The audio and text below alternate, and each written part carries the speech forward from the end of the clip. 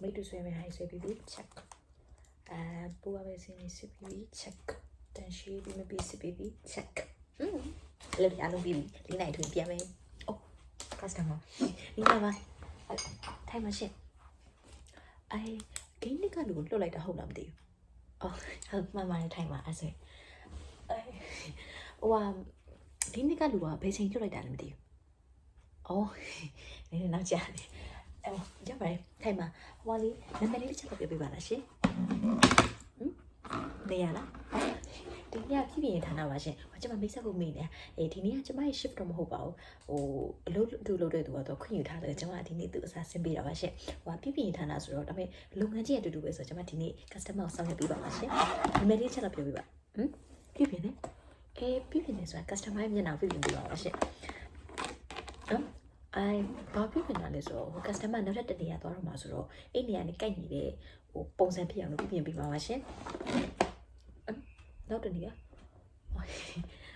ဂိမ်းနစ်ကလူကမရှင်းပြလိုက်ဘူးလားမသိဘူးဘာလို့ဒီနေရာရောက်လာလဲဆိုတော့ရှင်းရလဲတကယ်တော့ customer ကအဆုံးသွားပြီပေါ့နော်မအသက်မရှိတော့ဘူးပြောတာရှင်အသက်မရှိတော့အတွက်ကြောင့်မို့လို့ customer နောက်ထပ်တနေရာထပ်သွားဖို့အတွက်လိုအပ်တဲ့ပြုပြင်မှုတွေကျွန်မလုပ်ပေးမှာပါဘယ်နေရဘယ်နေရလဲဆိုတော့ခဏလေးနော်customer နာမည်လေးပြောပြပါလားကျွန်မအဖိုင်ထဲမှာရှာပေးမယ်ရှင်ဟုတ်ခဏလေးနော်ဘယ်ဖိုင် sorry ပါကျွန်မပုံမှန်ဆိုတော့ကျွန်မကျွမ်းကျင်ပါတယ်ဒါပေမဲ့ကျွန်မရှိမဟုတ်တော့လေခဏနာမည်လေးဟုတ် sorry နာမည်လေးရှိရောဟုတ်ပါ25ဒီနေ့က24ရက်ဆိုတော့ customer ဆုံးသွားတာအသက်မရှိတော့တာ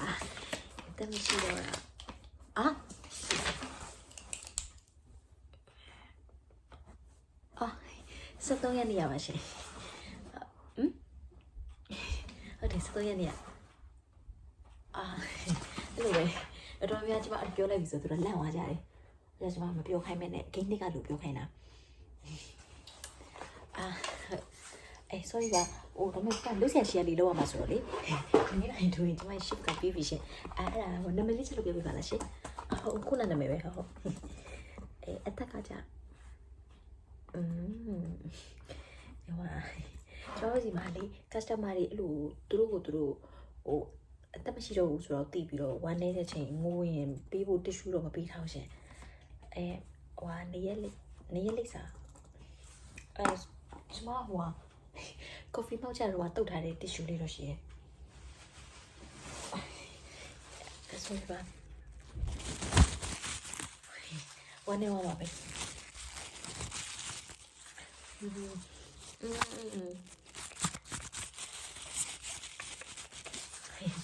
စင်ကောမောဘာဒါမဲ့အလုပ်ဆိုတော့လေနေရာလေးစားလေးချက်လို့ပြောပြပါလားရှင်ဟုတ်ရက်ကွက်ကဟုတ်အဲ့ဆိုရင်လိုအပ်တဲ့ပြုပြင်မှုလေးလုပ်ရမှာဆိုတော့လေဒီနားလေးမှာခဏလောက်ဆောင်ပေးပါနော်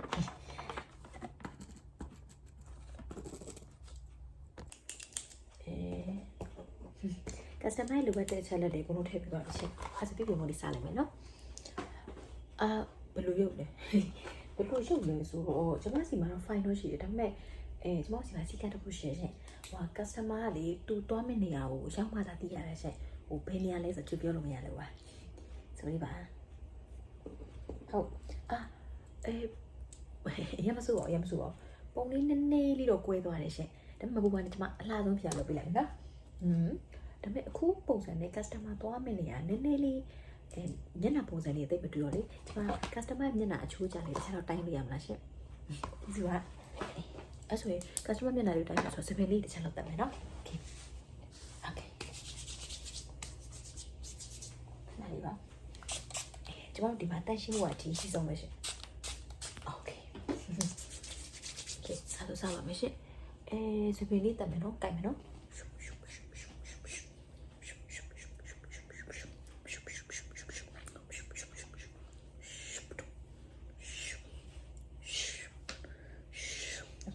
ပေးလေးနဲ့ညက်ပြပါမယ်ရှင့်โอเคစပင်းနည်းနည်းထူတော့ကလေးကြီးကြီးနဲ့ညက်မယ်နော်โอเคနောက်တစ်ချက်လာပါပြီโอเคโอเคဒီအပေါ်စပင်းလေးတက်လိုက်မယ်နော်နောက်ကစပင်းလေးတက်လိုက်မယ်โอเคပြီးရင်စပင်းလေးယူလိုက်မယ်နော်โอเคရပါပြီရှင်โอเคအဲ့ဒါစပင်းလေးတက်သွားပြီဆိုတော့မျက်နှာလေးရင်စတိုင်းပါမယ်အဲ့တော့မျက်နှာလေးတိုင်းမယ်ဆိုတော့အရင်ဆုံးနှစ်ဖူးချင်ရင်စတိုင်းမယ်နော်နှစ်ဖူးချင်ဟုတ်ကဲ့ဘယ်ရောအော်ဟုတ်တယ်ဟာနော်ဟုတ်ကောโอเคအခုကတော့ဟေးအခုပြောရဆိုဒီနာမျက်ခုံးကျဲတိုင်းပါမယ်အခုကျဲ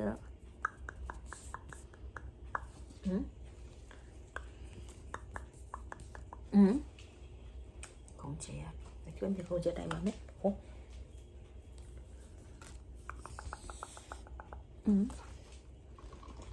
မျက်ခုံးကျဲပြီးပြီဆိုဒီကောင်နှာခေါင်းအရှိတိုင်းပါမယ်ရှင်နှာခေါင်းလေးနော်ဒီနာကနေโอเคလာပါပြီရှင်နှာခေါင်းကျဲโอเคနှာခေါင်းဒီအဝိုင်းလေးကိုတိုင်းပါမယ်ရှင်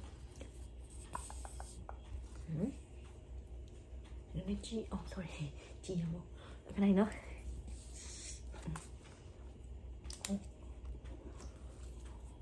โอเคနှာခေါင်းအရှိနောက်တစ်ခေါက်ထပ်တိုင်းပါမယ်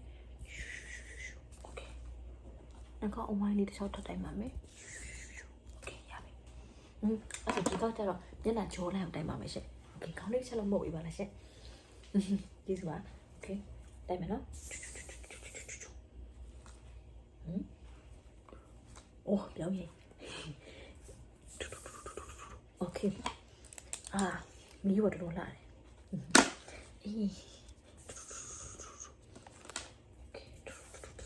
โอเคတော့ဒီကတော့ထားထားတယ်ပါမယ်ဘာဖြစ်ရှစ်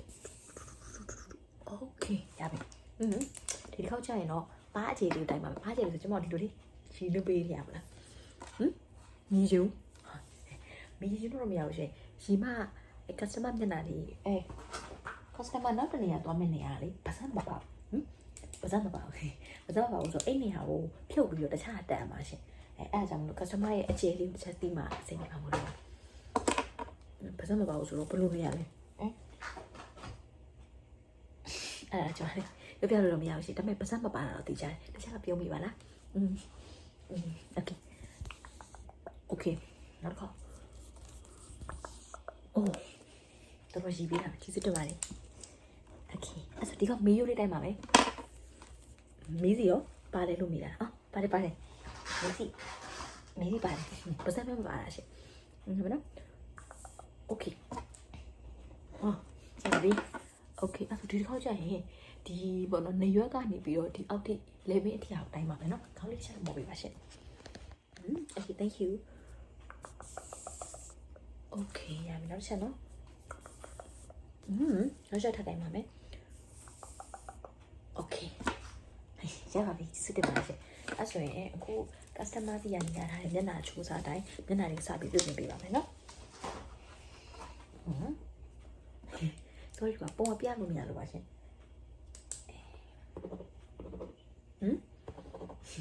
ဘာပြလို့မရအောင်ရှင်ဘာလို့ဒီညမှာဒီရောက်ကိုပြောပြမယ်အခုကျွန်တော်ထိုင်နေနေရရောပြပတ်ဝန်းကျင်အကုန်လုံး CCTV တက်ထားတယ်ကျွန်တော်ဘာတွေလုပ်လဲဘာတွေပြောလဲဆိုတော့အကုန်လုံးအထက်ကနားထောင်နေရနော်အဲကြောင့်မလို့ဒါပေမဲ့ customer ကောင်းတဲ့နေရာကိုရောက်ပါဟိုကလည်းပါစက်လေးပါတာပဲရှိရ okay အဲ့ဒါပါပဲစပြီးပြင်မှာတော့မရှိကောင်းလေးပါပြပါနော် okay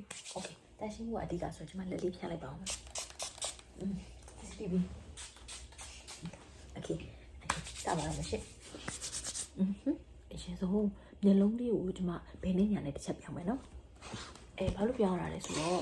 ဘယ်ဘက်မျက်လုံးနဲ့ညာဘက်မျက်လုံးကနည်းနည်းလေးလွဲနေတယ်လွဲတယ်ဆိုဟိုနေရာမှာလွဲတာဒီမှာမှန်တယ်စပေးပြမယ်နော်โอเคစမယ်လေ ခေါင်းလေးမဟုတ်ပါရှင့်ကိစ္စပါမယ်အေး customer နားမပူကြမလို့နော်ဘာလို့လဲဆိုတော့ကျမတို့နေရာမှာနာကျင်မှုတော့မရှိဘူးအဲကြောင့်မို့ကိစ္စမရှိဘူးโอเคစမယ်နော်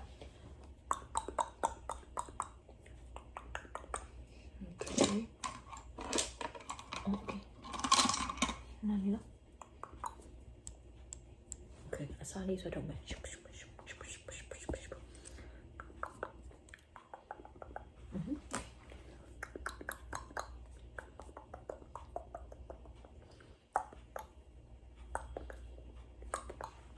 နားလီနော်အောက်ကမြင်သွေးမြင်လေးတွေကကန့်ညက်ထုတ်ဝင်မယ်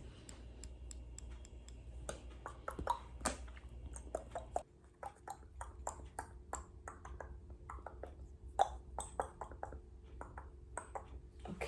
အဲ့ဆိုရင်အခုဘယ်ဘက်မျက်လုံးရသွားပြီဆိုတော့ဘယ်ဘက်မျက်လုံးနဲ့ညာဘက်မျက်လုံးရွှေ့ပြီမယ်နော်ဒါပေမဲ့ရွှေ့ရတယ်အလုံးနဲ့ကြီးထုတ်လို့မရအောင်ဆိုတော့ဘက်ဒီပဲရွှေ့ရမှာโอเคနော်အဲ့ဆိုနှာခေါင်းလေးကိုအရင်အောက်ကိုချလိုက်မယ်ဘာလို့ဆိုမျက်လုံးချင်းဒဲလေးကိုနှာခေါင်းအောက်ချမှာရနှာခေါင်းအောက်ချဖို့ဆိုပါဇက်ကိုဖြုတ်မှာရအဲ့ဆိုပါဇက်ရင်ဖြုတ်လိုက်မယ်နော်ပါဇက်မဖြုတ်ချင်လို့မရဘူးဟိုနေရာမှာပါဇက်မရှိဘူးလို့ဖြုတ်ပြီးပြီနော်ဒီမှာ shift နဲ့တော့ကျော်နေပါဇက်လေးချက်တော့ဖြုတ်မယ်နော်โอเคပါဇက်ပါဇက်ဖြုတ်ဖို့ကြတော့ခဏလေး line မင်းအရင်ညှိတယ်အောင်ပါ line မင်းအရင်ညှိဖို့ကြတော့ okay okay ပါဇက်ပိတ်ထားပြီပါ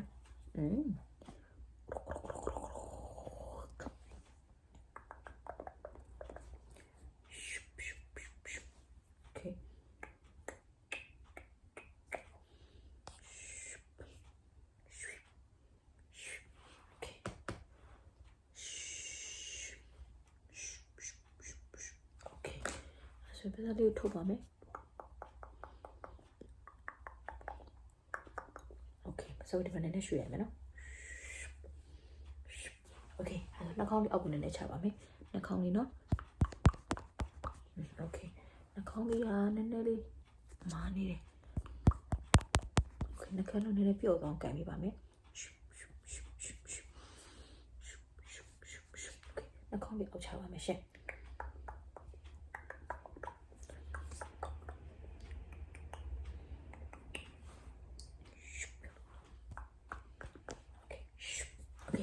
နှာခေါင်းလေးအချပါပြီဆိုမျက်လုံးဝက်လေးပဲနဲ့ပေါ့ဒဲလေးပြပါမယ်ရှင်ရှုရှုရှုဝက်မျက်လုံးရှုတူတူတူ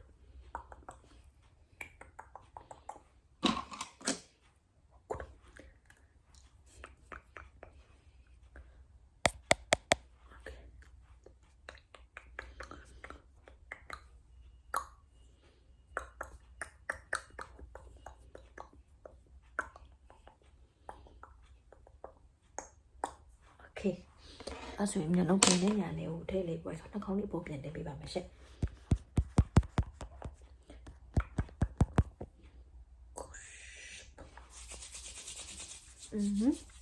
အဲ့ဆိုရင်ပါဇက်လေးကဘီကိုနည်းနည်းရောက်နေဆိုနည်းနည်းလေးပြန်တင်လိုက်ပြီးမှဖြုတ်လိုက်မယ်နော်ရှားမလား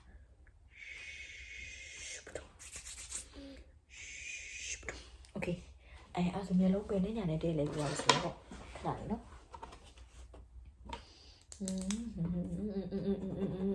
โอเคနှစ်ဖူးလေးကိုအခုနှစ်ဖူးကနည်းနည်းမြင့်နေနည်းနည်းလေးနှိမ်လေးရမယ်ဟုတ်ကဲ့အဲ့ဒါရှင့်နှစ်ဖူးလေးနှိမ်ဖို့ဆိုရင်အမှတ်ကလေးမှတ်မှရမယ်ဘာလို့လဲဆိုတော့နှစ်ဖူးကဒီလိုထိတ်ရအလဲရအောက်ဆုံးရဆိုပြီးတော့300ရှိရဆိုတော့โอเคခဏလေးနော်နှစ်ဖူးလေးကိုရင်မှတ်ပြပါမယ်ရှင့်စမယ်နော်โอเคတော့ခုရှိပါပြီအဲ့ဒါကိုနည်းနည်းလေးနှိမ့်မယ်ဆိုတော့ဒီအောက်ရဲ့ခဏလေးပြောပါပြောပါအော်မတော့နစတော့ဘေးနေโอเค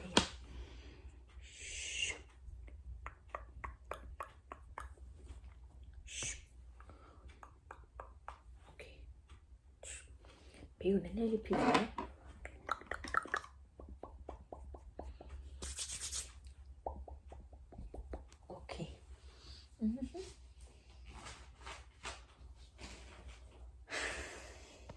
အဲ့ဆိုနှစ်ဖူးလေးတွေပြီးသွားပြီဆိုတော့ပါလီပါခဏလေးနော်ပါလားမသိဘူးအော်ပါတယ်ပါဒါပေမဲ့ထူးဆန်းတာပါနှစ်ဖက်မဟုတ်ဘဲနဲ့သုံးဖက်ဖြစ်နေပြီးတော့တစ်ခုထပ်ထည့်ပေးရမယ်ပေါ့နော်ပြီးတော့ပါနှစ်ချမ်းနေပြီးတော့တစ်ချမ်းထပ်ထွက်လာအောင်ကျွန်မပြင်ပေးပါမယ် ဘာ3ချမ်းရှိရဘယ်လိုနေရလဲကျွန်မမသိဘူးရှင်ပါလေးနှစ်ခုနဲ့3ခုဖြစ်တော့ကျွန်မလုပ်ပေးမယ်နော် okay အရင်ဆုံးပါလေးဒိုလေးဖောက်ပေးပါ okay thank you အဲ့ဆိုအဲ့ဒီဟာလေးကိုဒါလေးနဲ့တွန်းထုတ်ပေးမယ်အဲ့နှလုံးကနေ3လုံးဖြစ်သွားပါနော် okay စပါမယ်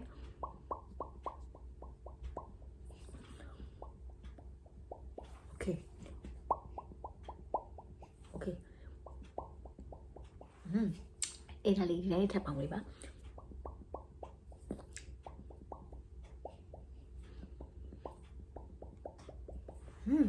okay okay အဲ့ဆိုရင်ဒီvideoထွက်တော့မထွက်တော့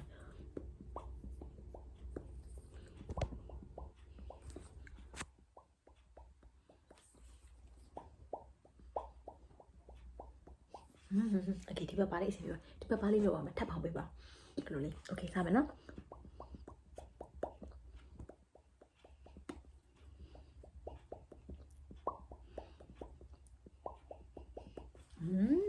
okay အဲ့ဆိုထွက်တော့မထွက်တော့ခဏလေးနော်ပါလေးဆက်ပေါင်းလာပြီပါဘယ်လိုလဲ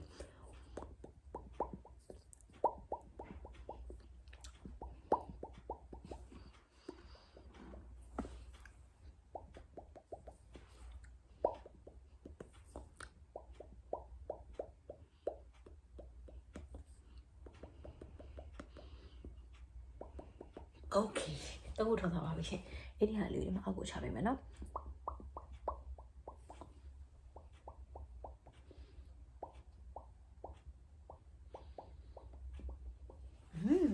တော့ဖြစ်သွားပါပြီ okay အဲ့ဆိုခဏလေးနော်အကြံသေးစစ်ပေးမယ်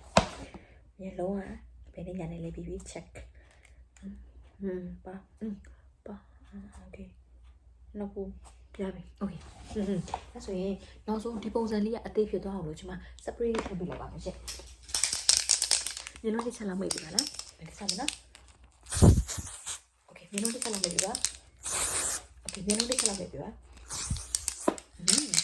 okay အဲ့ဒီပုံစံလေးကအစင်သစ်ဖြစ်သွားအောင်ရှင်ဟိုအဲ့ဆိုရင်လေဒီပုံစံလေးကိုပြောင်းပြီးပြီဆိုတာလေးကိုတက်တည်ယူတဲ့အနေနဲ့ကျွန်မလက်မှတ်လေးတစ်ချက်လောက်ထုတ်ပြပါလား okay ဟုတ်လက်မှတ်လေးတစ်ချက်လောက်ထုတ်ပါဒီစစ်တမလေးတွားမယ့်နေရာကြတော့လေ over gate ပါနံပါတ်9ပါရှင်နံပါတ်9ဆက်သွားလို့ရပါတယ်နော်ဒီစစ်တမလေးနောက်ခါကျရင်ထပ်တွေ့ကြမယ်နော်